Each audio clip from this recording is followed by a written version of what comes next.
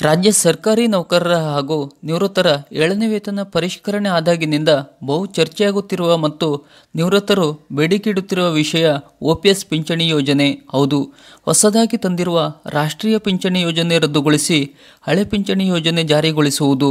ಸರ್ಕಾರ ಈಗಾಗಲೇ 1/4/2006 ಮತ್ತು ತದನಂತರ ಸರ್ಕಾರಿ ಸೇವೆಗೆ ನೌಕರರನ್ನು ಕಡ್ಡಾಯವಾಗಿ ಹೊಸ ಪಿಂಚಣಿ ಯೋಜನೆ ಅಂದರೆ ರಾಷ್ಟ್ರೀಯ ಪಿಂಚಣಿ ಯೋಜನೆಗೆ ತಂದಿದೆ. ನೆನಪಿರಲಿ, 2006 ಮತ್ತು ಅದರ ನಂತರ ಸೇರಿದ ನೌಕರರಿಗೆ ಇದು ಅನ್ವಯಿಸುತ್ತದೆ. 2006 ಮೊದಲು ಇದ್ದ ಸರ್ಕಾರಿ ನೌಕರರು ಹಳೆ ಪಿಂಚಣಿ ವ್ಯಾಪ್ತಿಗೆ ಬರುತ್ತಾರೆ. ಆದರೆ ನೌಕರರು ಮತ್ತು ನಿವೃತ್ತರು ತಮ್ಮನ್ನು ಹಳೆ ಪಿಂಚಣಿ ಯೋಜನೆಗೆ ಒಳಪಡಿಸಬೇಕು ಎಂದು ಸರ್ಕಾರವನ್ನು ಒತ್ತಾಯಿಸುತ್ತಿದ್ದಾರೆ ಮತ್ತು ಈ ಬಗ್ಗೆ 7ನೇ ವೇತನ ಆಯೋಗಕ್ಕೆ ಮನವಿಯನ್ನು ಸಲ್ಲಿಸಿರುತ್ತಾರೆ.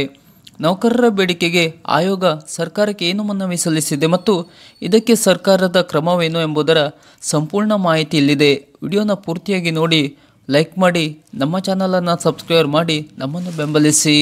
ಆಯೋಗ ತನ್ನ ವರದಿಯಲ್ಲಿ ಈ ಮೊದಲು ಹೇಳಿದಂತೆ ದಿನಾಂಕ 1/1/2006 ನಂತರ ಸೇವೆಗೆ ಸೇರಿದ ತನ್ನ ಎಲ್ಲ ಸರ್ಕಾರಿ ನೌಕರರಿಗೆ ರಾಜ್ಯ ಸರ್ಕಾರವು NPS ಯೋಜನೆಯನ್ನು ಕಡ್ಡಾಯಗೊಳಿಸಿರುತ್ತದೆ.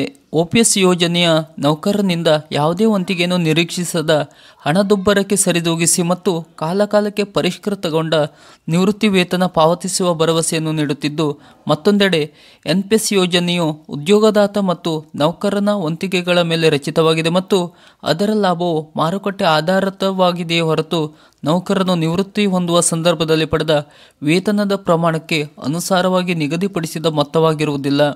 ಕರ್ನಾಟಕ ರಾಜ್ಯ ಸರ್ಕಾರಿ NPS ನೌಕರರ ಸಂಘವು ಹಳೆ OPS ಪದ್ಧತಿಯನ್ನು ಪುನರ್ ಸ್ಥಾಪಿಸಬೇಕೆಂದು ಆಯೋಗದ ಮುಂದೆ ಮನವಿಯನ್ನು ಸಲ್ಲಿಸಿರುತ್ತದೆ. ಜೊತೆಗೆ ರಾಜ್ಯಾದ್ಯಂತ ಸೇವೆಯಲ್ಲಿರುವ ಮತ್ತು ನಿವೃತ್ತಿಯಾದ ನೌಕರರಿಂದ ನೂತನ ಪಿಂಚಣಿಯನ್ನು ರದ್ದುಗೊಳಿಸಿ ಹಳೆ OPS ಪದ್ಧತಿಯನ್ನು ಮರುಜಾರಿಗೊಳಿಸಲು 2280ಕ್ಕೂ ಹೆಚ್ಚು ಮನವಿಗಳನ್ನು ಆಯೋಗವು ಸ್ವೀಕರಿಸುತ್ತದೆ. ರಾಜ್ಯ ಸರ್ಕಾರವು ದಿನಾಂಕ 1/3/2023 ಸರ್ಕಾರದ ಅಪರ ಮುಖ್ಯ ಕಾರ್ಯದರ್ಶಿಗಳ ಅಧ್ಯಕ್ಷತೆಯಲ್ಲಿ ಒಂದು ಸಮಿತಿಯನ್ನು ರಚಿಸಿ ಈಗಾಗಲೇ ಹಳೆಯ ಪಿಂಚಣಿ ಯೋಜನೆಯನ್ನು ಮರುಜಾರಿ ಪುನರ್ ಮಾಡಿರುವ ರಾಜ್ಯಗಳಲ್ಲಿ ಕೈಗೊಂಡಿರುವ ಕ್ರಮಗಳ ಬಗ್ಗೆ ಅಧ್ಯಯನ ನಡೆಸಿ ವರದಿಯನ್ನು ಸಲ್ಲಿಸಲು ಸೂಚಿಸಿದೆ. NPSಗೆ ಸಂಬಂಧಿಸಿದ ಈ ಎಲ್ಲ ಮನವಿಗಳನ್ನು ರಾಜ್ಯ ಆರ್ಥಿಕ ಇಲಾಖೆಗೆ ಸೂಕ್ತ ಕ್ರಮಕ್ಕಾಗಿ ಕಳುಹಿಸಲಾಗಿದೆ. ಇದಕ್ಕೆ ಹೊರತಾಗಿಯೂ ಇದು ರಾಜ್ಯ ಸರ್ಕಾರಕ್ಕೆ ಮಹತ್ವದ ವಿಷಯವಾಗಿರುವುದನ್ನು ಮನಗಂಡು ಹಾಗೂ ಪ್ರಸ್ತುತ ಇದು ತೀವ್ರ ಚರ್ಚೆಗೆ ಒಳಪಟ್ಟಿದ್ದು, ಆಯೋಗವು ಈ ಕುರಿತು ವಿವಿಧ ಅಂಶಗಳ ವಿವರವಾದ ಅಧ್ಯಯನವನ್ನು ಕೈಗೊಂಡಿರುತ್ತದೆ ಎಂದು ಹೇಳಿದೆ.